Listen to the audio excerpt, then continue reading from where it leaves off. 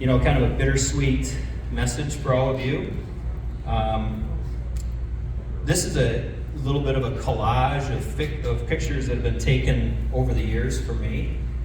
I'm here to tell you that effective July 31st, I retired.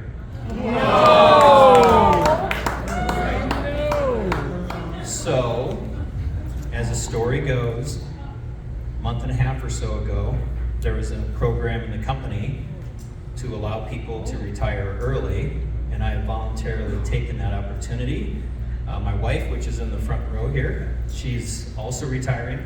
The company must have thought that she's much more valuable than me because she has to stay longer. I have been told that that time will be filled with keeping the house clean, preparing dinner, et cetera. But from me to all of you, it has been absolutely fantastic. I have had the time to move from a job to really coming over to this place that I've driven by before, but I'd never stopped and visited. And then I'm a board member, escalated up to the chairperson of this.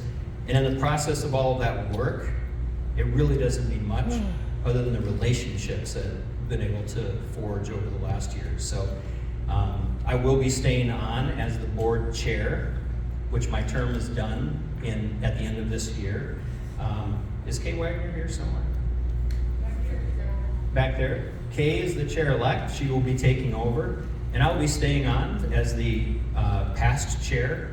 So I'll be with the museum in a leadership role for at least another year, or a couple of years anyway. Maybe longer. But I'm super happy and super sad at the same time. Yeah.